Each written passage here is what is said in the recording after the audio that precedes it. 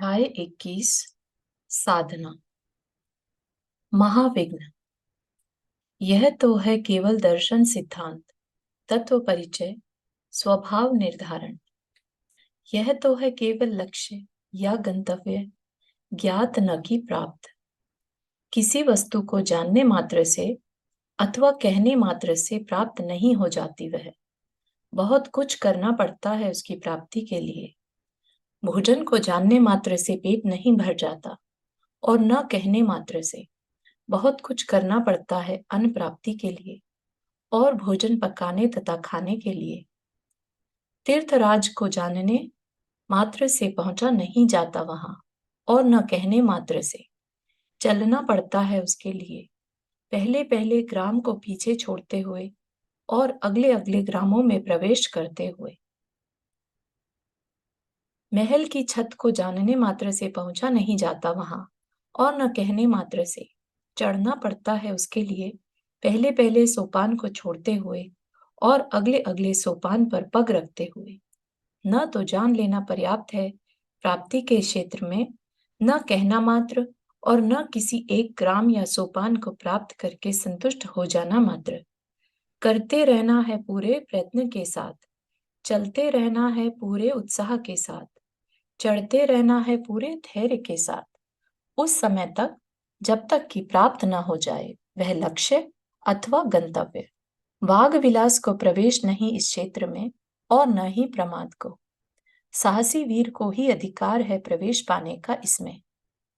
आ मेरे साथ, यदि वास्तव में प्राप्त करना चाहता है तू इसे। परंतु देख, कहीं भी अटक नहीं जाना है, बराबर चलते रहना है, मेरा पल्ला पकड़े, बराबर बढ़ते रहना है आगे आगे। न देखना है पीछे मुड़कर, न दाएं बाएं, न ऊपर नीचे। निश्चल करके चलना होगा अपनी दृष्टि को, अर्जुन की भांति अपने लक्ष्य पर, और स्तंभित करके चलना होगा अपनी बुद्धि को, ध्रुव की भांति अपने गंतव्य पर। अनेकों आवाजें सुनाई देंगी तुझे, अनेकों दृश्य दिखाई देंगे तुझे। अपने आगे पीछे दाएं बाएं ऊपर नीचे अंदर बाहर, कुछ डरावने, कुछ लुभावने और कुछ लजावने। याद रख कि कहीं सुन लिया उन्हें या देख लिया उनकी ओर, तो पत्थर का बनकर रह जाएगा। बड़ा विकट है यह मार्ग, बच्चों का खेल नहीं है इस पर चलना।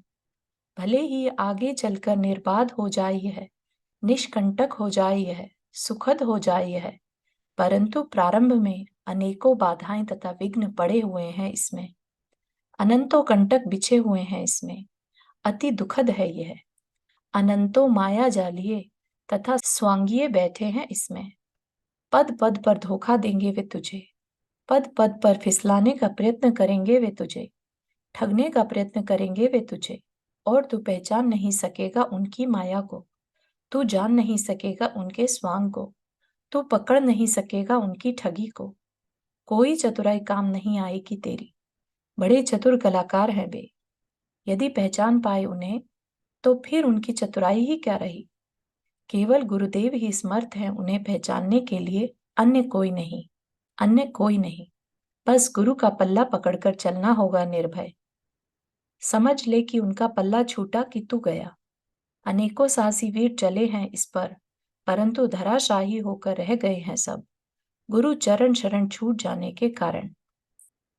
कुछ तो पीछे मुड़कर चले गए वहीं जहां से आए थे, अर्थात धन स्त्री कुटुंब में, और कुछ जो चाहते हुए भी लोक लाज के कारण न मुड़ सके उधर, वे मुड़ गए अपनी दाईं ओर, सकाम भाव रूप निदान के प्रति, अर्थात अगले भव में प्राप्त होने योग्य राज्य वैभव या देव वैभव के प्रति। शास्त्र के भय से जो साहस न कर सके इस दिशा में मुड़ने का, वे मुड़ गए अपनी बाईं ओर, जिधर बिछे हुए हैं ऐष्णा के विविध जाल। कुछ पुत्रेष्णा के, कुछ वित्तेष्णा के, कुछ लोकेष्णा के, कुछ ख्याति प्रसिद्धि के, कुछ सुविधा प्राप्ति के, और कुछ स्वार्थ पोषण के। बड़े सूक्ष्म हैं ये। यही है वह राक्षसी पूतना जो प्राण खींचती रहती है सबके, अपने स्तनों का मीठा परंतु विषैला दूध पिला पिलाकर। लोक दिखावे का दंभाचरण ही है इसका प्रधान शस्त्र। बड़े बड़े ज्ञानी तथा विरागी फंसते देखे गए हैं इसके जाल में। एक बार फंसकर छूटना असंभव है। मधुर स्वरों में गा गाकर तथा नाच नाच कर भगवान की पूजा करता है वह। बड़ी भक्ति से तिष्ठो तिष्ठो कहकर गुरु को आहार दान देता है वह। परंतु सब या तो लोक रंजना के लिए या देवगति में अथवा भोग भूमि में जाने के लिए। बड़े बड़े शास्त्र पढ़ता है वह, बड़ी बड़ी ऊंची चर्चाएं करता है वह, दूसरों को बड़े बड़े ऊंचे उपदेश देता है वह, परंतु या तो लोक रंजना के लिए या अपना पांडित्य प्रकट करने के लिए और या पांव पुजवाने के लिए।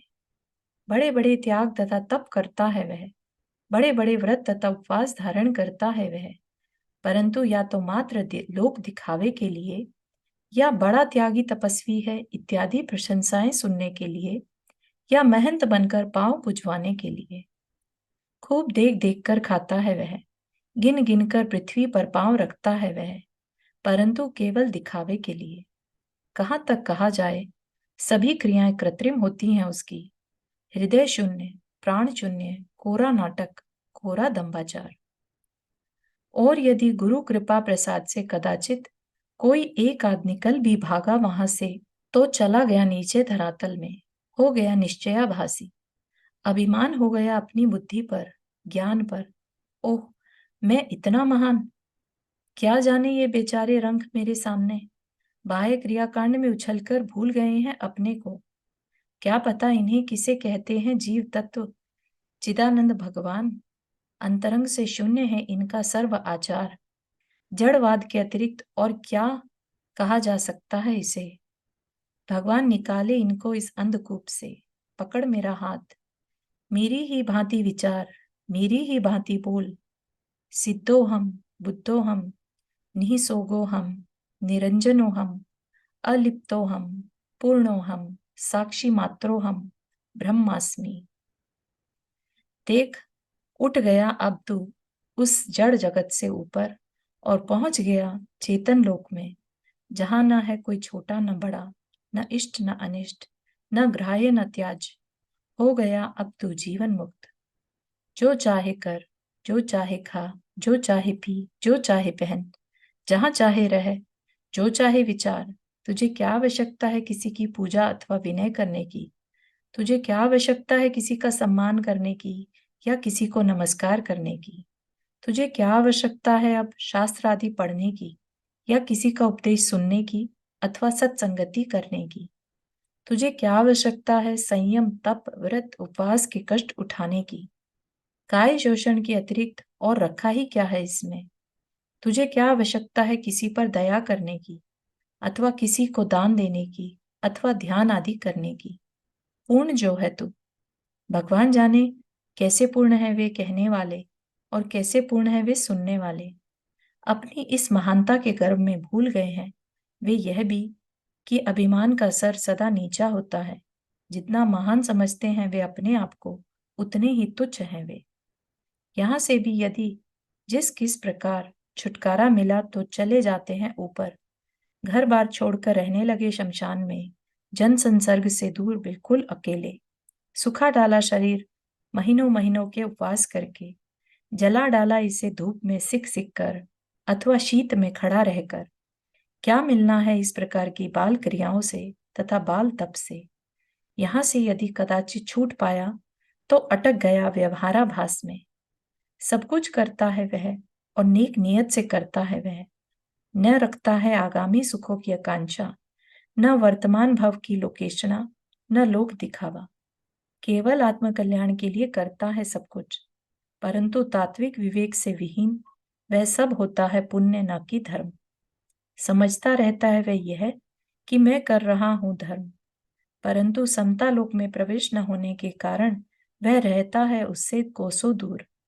समझता रहता है वह उसे व्यवहार धर्म, परंतु वास्तव में होता है वह व्यवहाराभास न कि धर्म। तात्पर्य यह कि यह सब कुछ है असत, कोरा प्रपंच, बिल्कुल निहिसार, बिल्कुल निष्प्राण।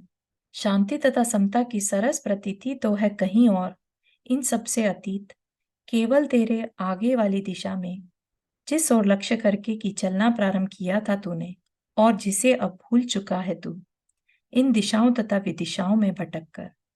जैसा बीज वैसा ही फल, असत्य का फल असत्य और सत्य का फल सत्य। आप स्वयं सोच सकते हैं कि क्या फल मिल रहा है इस प्रकार के धर्म कर्म से, विवेक शून्य कोरे व्यवहाराभास से, अथवा साधना विहीन कोरे निश्चयाभासी वाग विलास से। शत्रु हैं ये सब तेरे, तुझे भ्रांतियों में अटकाने वाले, तुझे अंधकूप में धकेल देने वाले, तुझे तमोलोक में ले जाने वाले। सावधान रह इनसे तथा इनकी मायावी वकालत से, इनके प्रलोभनों से, और आ गुरु शरण में अथवा अनुभवी जनों की संगति में। देख कितने प्यार से बुला रहे हैं तुझे, पकड़ इनका हाथ और चल अपने आगे की दिशा में, उसी लक्ष्य बिंदु की ओर। एक क्षण को भी मत भूल कि शांति प्राप्ति के अतिरिक्त अन्य कुछ भी नहीं है तेरा लक्ष्य। समता रसपान के अतिरिक्त अन्य कुछ भी नहीं है तेरा प्राप्तव्य। षड्लेशा वृक्ष। समता की प्राप्ति के लिए अपनी प्रत्येक प्रवृत्ति का सूक्ष्मता से अवलोकन करना अत्यंत आवश्यक है, क्योंकि मेरी प्रत्येक प्रवृत्ति काशायिक भावों में रंगी होती है। मन से विचारने का, वचन से बोलने का तथा शरीर से चेष्टा करने का जो कुछ भी काम मैं करता हूँ, वह सब किसी न किसी कषाय से प्रेरित होता है। हमें केवल बाहर की प्रवृत्ति दिखाई देती है, परंतु वह कषाय नहीं जिसकी गुप्त प्रेरणा से वह अस्तित्व में आ रही है। तीक्ष्ण प्रज्ञा के द्वारा उन्हें पकड़े बिना उनकी निवृत्ति का पुरुषार्थ संभव नहीं, और उनसे निवृत्त हुए बिना समता का स्वप्न देखना वास्तव में साधना का उपहास है। कषाय अनुरंजित मेरी इन प्रवृत्तियों को शास्त्रों में लेश्या शब्द के द्वारा अभिहित किया गया है। इनका स्पष्ट प्रतिभास कराने के लिए गुरुजनों ने तीव्रता मंदता की अपेक्षा इन्हें 6 भेदों में विभाजित किया है। तीव्रतम, तीव्रतर, तीव्र, मंद, मंदतर, मंदतम।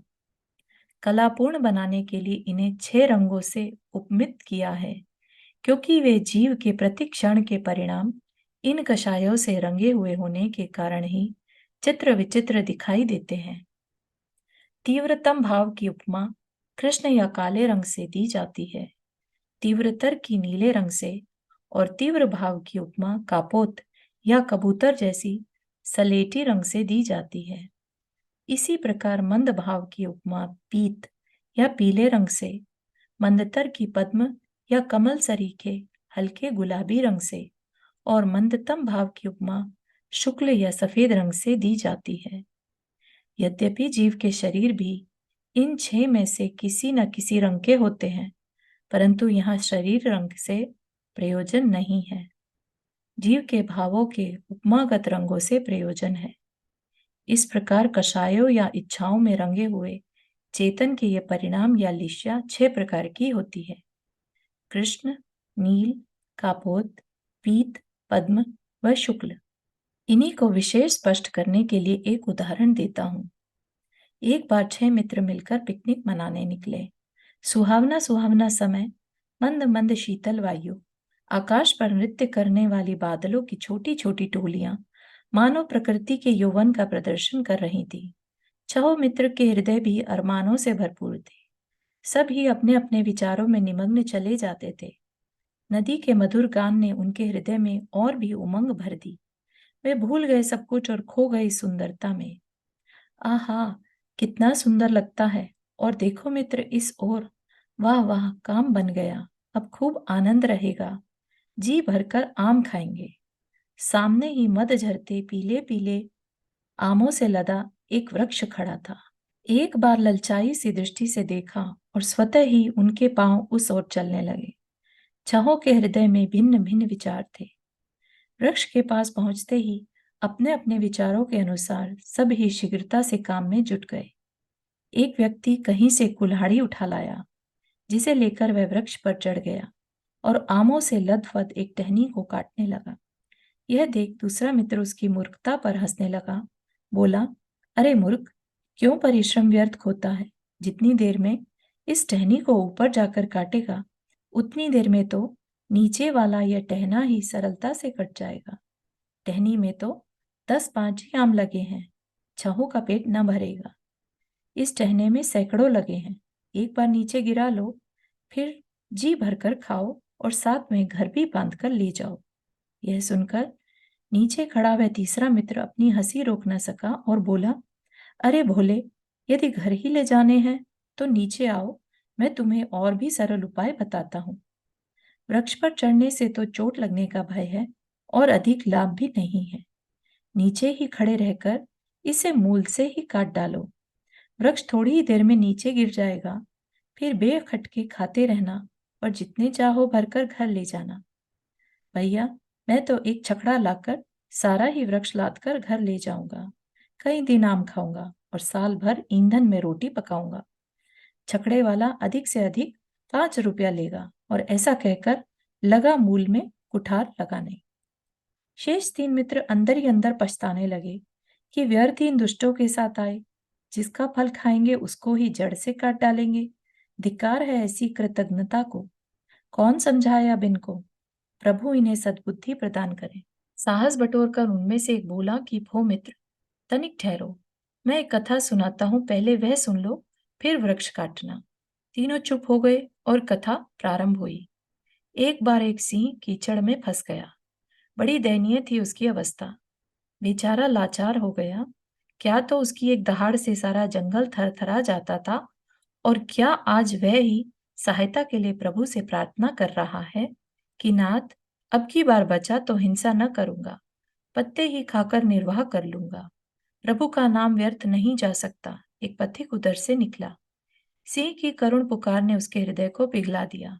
यद्यपि भय था, परंतु करुणा के सामने उसने न गिना और बेधड़क कीचड़ में घुसकर उस सिंह को बाहर निकाल दिया। वह समझता था कि वह सिंह अपने उपकारी का घात करना कभी स्वीकार न करेगा, परंतु उसकी आशा के विपरीत सिंह ने बंधन मुक्त होते ही एक भयानक गर्जना करके उस व्यक्ति को तत्काल ललकारा, किधर जाता है? मैं 3 दिन का भूखा हूँ। तूने मुझे बंधन से मुक्त किया है और तू ही मुझे भूख से मुक्त करेगा। अब तो पथिक के पांव तले की मिट्टी खिसकने लगी। वह घबरा गया। प्रभु के अतिरिक्त अब उसके लिए कोई शरण नहीं थी। उसने उसे याद किया। फलस्वरूप उसे एक विचार आया। वह सिंह से बोला कि भाई, ऐसी कृतज्ञता उचित नहीं है। सिंह कब इस बात को स्वीकार कर सकता था। गरज कर बोला, लोक का ऐसा ही व्यवहार है, तू अब मुझसे बचकर नहीं जा सकता।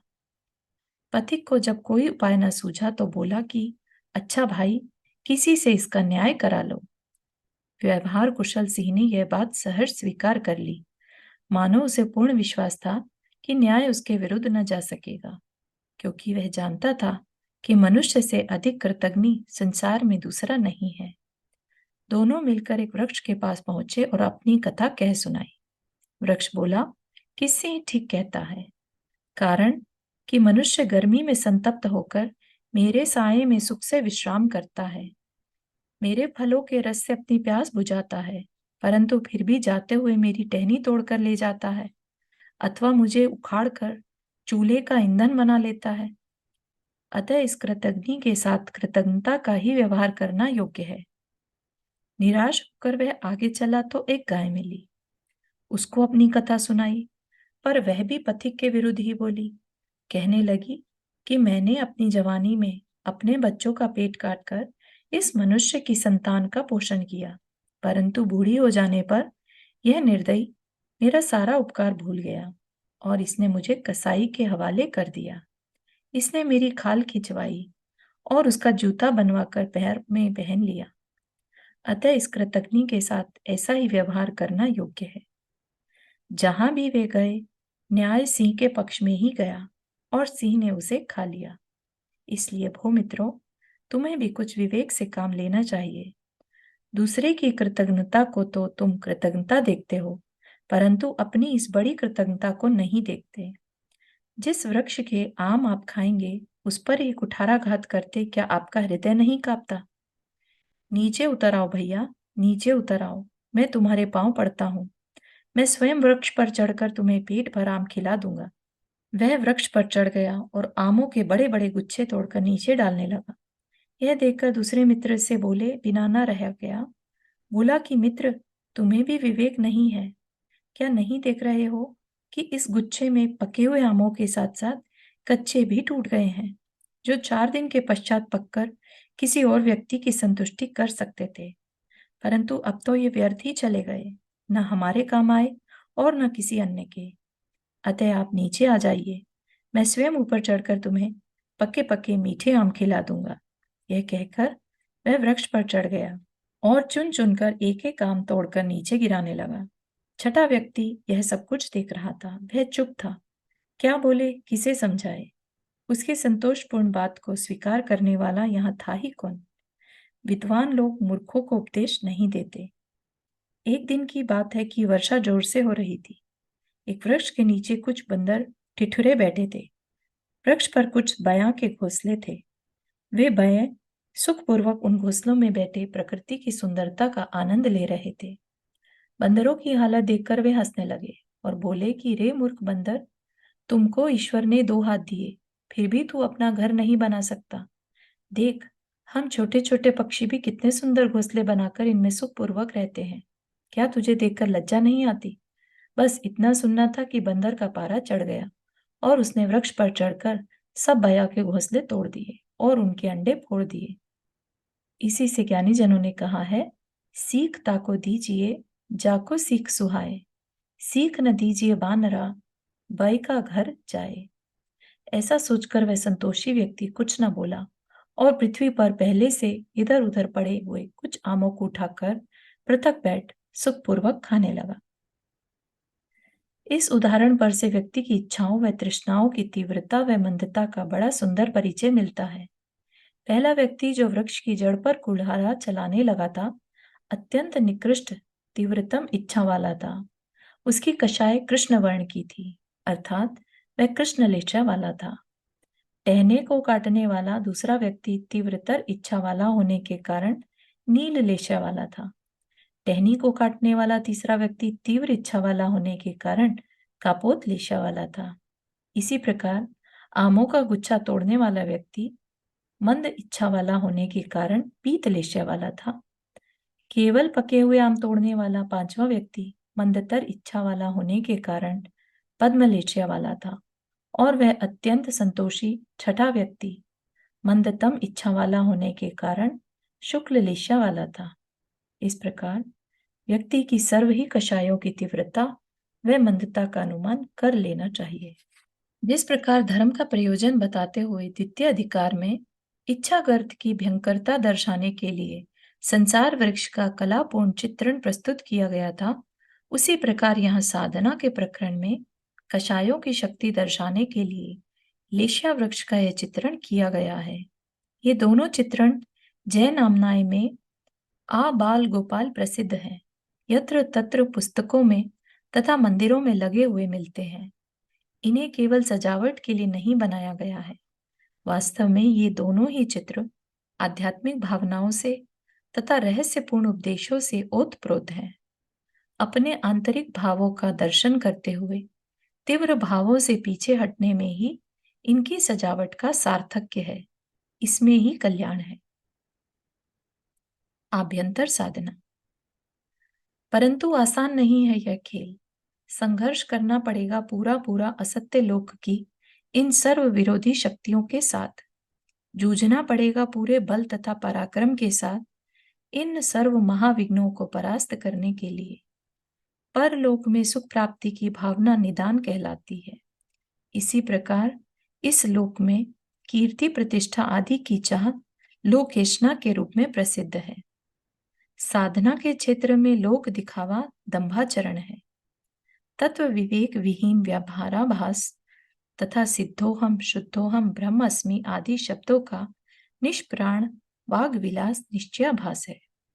इस निश्चयाभास से उत्पन्न अपनी पूर्ण कामता का अहंकार तथा अभिमान पूर्ण मिथ्या गर्व, अंतस तत्व के स्पर्श शून्य बाल तप, बाल त्याग तथा बाल वैराग्य इत्यादि जितने कुछ भी धर्म तथा साधना के लिंग से चिन्हित भाव या क्रिया है, वे सब कषाय अनुरंजित मिथ्या भ्रांतियां हैं व्यवहाराभासी अथवा निश्चयाभासी दंभाचार की शाखाएं तथा उपशाखाएं हैं, साधन मार्ग के पत्थर हैं। सबको पढ़ना होगा अपने भीतर, सबको देखना होगा अपने भीतर, सबको ठीक ठीक प्रकार पहचानना होगा अपने भीतर। खाते नहाते चलते सोते हर समय जागरूक रहना होगा अपने भीतर। देखते रहना होगा प्रति क्षण अपने मन को तथा अपनी बुद्धि को कि क्या कुछ विचार रहे हैं ये, क्या कुछ स्वप्न देख रहे हैं ये, क्या कुछ जाल बुन रहे हैं ये। प्रयोग करना होगा सूक्ष्म प्रज्ञा का, प्रति क्षण इन्हें संबोध संबोध कर, समझा समझा कर, ताकि भटकने न पाए ये इन भ्रांतियों में पड़कर। लक्ष्य को सुमेरुवत स्थिर रखना होगा, दर्शन खंड में कथित तत्व के प्रति तथा तद विषय विवेक के प्रति, और यही होगी तुम्हारी आभ्यंतर साधना, बाह्य साधना। इतना ही नहीं, और भी बहुत कुछ करना होगा इस स्व अध्ययन के अतिरिक्त। अपने मन बुद्धि तथा इंद्रियों की बहुर्मुखी वृत्तियों का निरोध करके उन्हें अंतर्मुखी करने के लिए पुनः बता देना चाहता हूं कि केवल शास्त्र पढ़ लेने मात्र से अथवा सिद्धोहम पूर्णोहम आदि राग अलापने मात्र से विशुद्ध नहीं हो जाते ये। विशुद्ध होने की तो बात नहीं, अभिमान परिपुष्ट होते रहने से और भी अधिक अशुद्ध हो जाते हैं ये, और भी अधिक बहिर्मुख हो जाते हैं ये, और भी अधिक भ्रांत हो जाते हैं ये। लोग प्रशंसा के कारण उदित उल्लास तथा शांति को समझ बैठते हैं ये अपनी शांति, चहुं ओर अनुकूलता हो जाने के कारण उदित समता को समझ बैठते हैं ये अपनी समता। परीक्षा करने का अवसर मिले तो पता चले, प्रशंसा की बजाय निंदा मिले तो पता चले, प्रशंसकों की भीड़ धीरे धीरे खिसक कर समाप्त हो जाए तो पता चले, अनुकूलता की बजाय प्रतिकूलता मिले तो पता चले कि कितनी शांति है इनमें और कितनी समता है इनमें। संभवतः अपनी पूर्व वाली भूमि से भी कुछ नीचे गिर गए हैं ये। छोड़कर इन असत भ्रांतियों को और पढ़ अपने हृदय की गहराइयों में जाकर कि कहीं सत्य का स्वांग धरकर कोई असत्य तो नहीं घुस बैठा है तेरे घर में। लड़ना होगा इन महाविघ्नों के साथ पूरी तरह, और आज ही से प्रारंभ करना होगा तुझे यह युद्ध।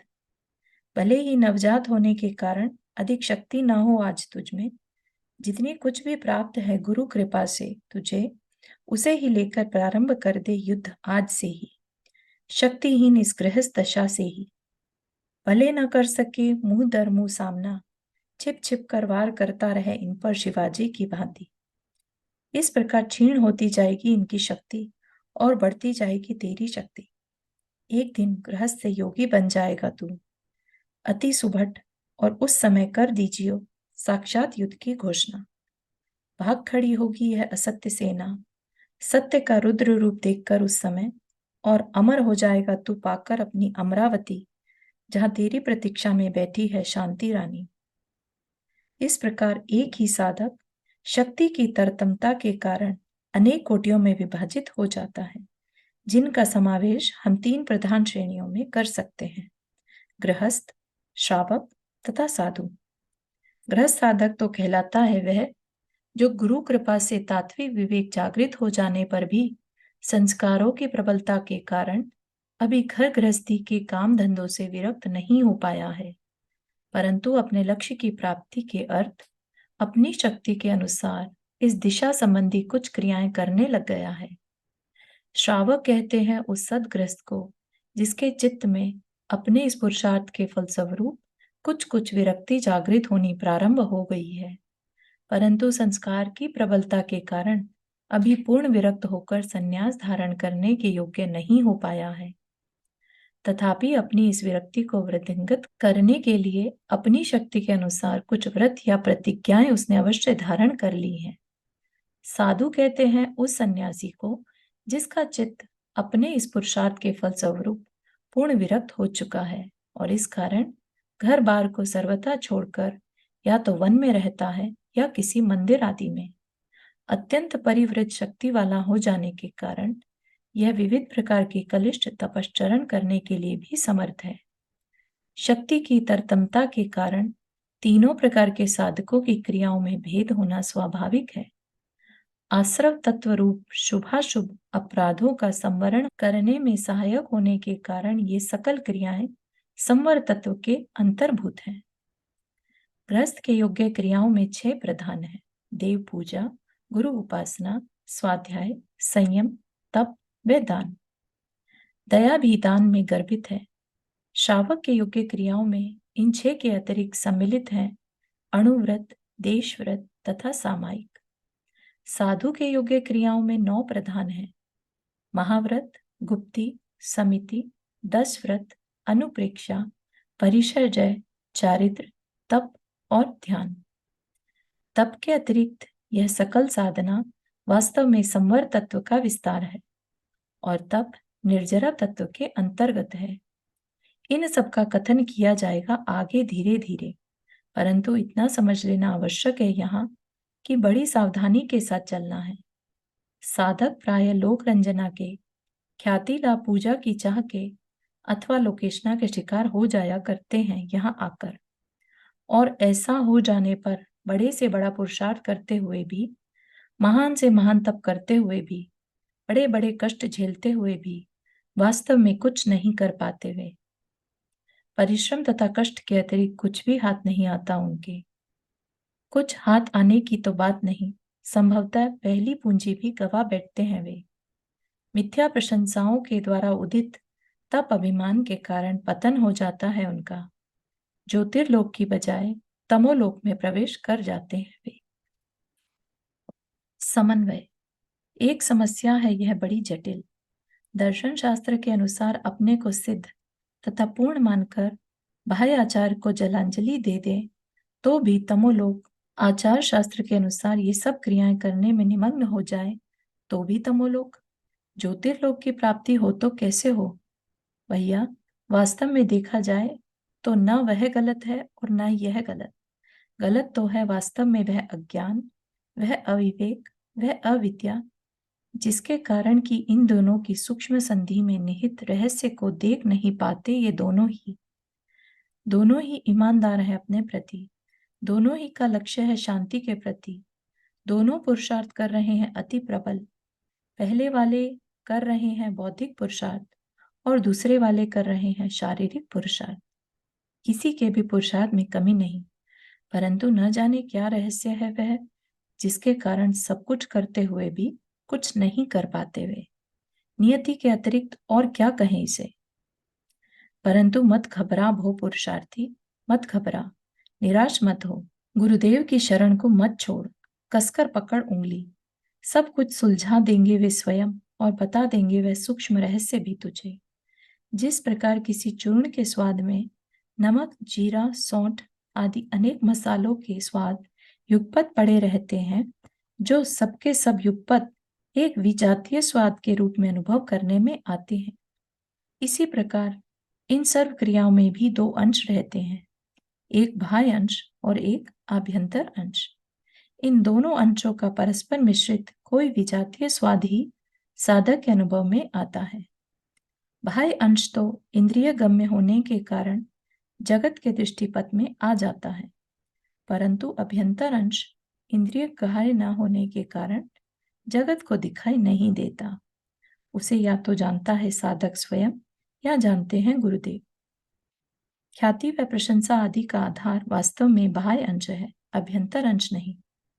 जिस प्रकार कोई सर्राफ खोटे स्वर्ण के जेवर में उसका शोधन किए बिना ही यह पहचान लेता है कि इसमें इतना अंश तो सोने का है और इतना अंश खोटे का, उसी प्रकार ज्ञानी साधक बराबर इन क्रियाओं के विजातीय स्वाद का विश्लेषण करके यह जानता रहता है कि इनमें इतना अंश तो बाह्य है और इतना अंश अभ्यंतर।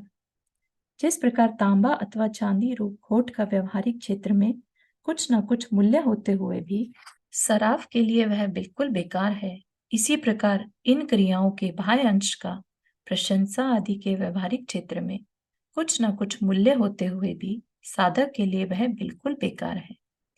जिस प्रकार जेवर में खोट मिलवाने की इच्छा न होते हुए भी ग्राहक को टांके आदि में प्रयुक्त खोट को स्वीकार करना पड़ता है, क्योंकि वह जानता है कि बिना उसके जेवर बनना संभव नहीं, इसी प्रकार बाह्य क्रिया की इच्छा न होते हुए भी ज्ञानी साधक को उसे स्वीकार करना पड़ता है, क्योंकि वह जानता है कि उसका आलम्बन लिए बिना अंतरंग की क्रिया संभव नहीं। जिस प्रकार जेवर को गले में पहनते हुए भी ग्राहक की दृष्टि में उसका खोट बराबर खटकता रहता है, उसी प्रकार इन सकल क्रियाओं को करते हुए भी साधक की दृष्टि में उनका बाह्य अंश बराबर खटकता रहता है। कारण यह है कि उन क्रियाओं में रहने वाला अभ्यंतर अंश ही वास्तव में अमृत है, बाह्य अंश नहीं। इसके विपरीत वह तो स्वयं आसर्व तत्व रूप होने के कारण विष है। इसलिए उसका प्रयत्न बराबर यही रहता है कि जिस किस प्रकार भी इस बाह्य अंश का आलंबन छूटे और अभ्यंतर अंश में अधिकाधिक वृद्धि होती जाए। यही कारण है कि जो जो वह आगे चलता है, त्यों त्यों बाहर से हटकर भीतर में जाता रहता है। बाह्य अंश कम होता जाता है और अभ्यंतर अंश बढ़ता जाता है। एक दिन अभ्यंतर अंश पूर्ण हो जाता है और बाह्य अंश का आलंबन सर्वथा छूट जाता है। फिर उसे कुछ भी करने की आवश्यकता नहीं रह जाती। करे या ना करे, विधि निषेध से अतीत हो जाता है वह। संवर और निर्जरा तत्व का उल्लंघन करके मोक्ष तत्व में प्रवेश पा जाता है वह। जीवन मुक्त हो जाता है वह।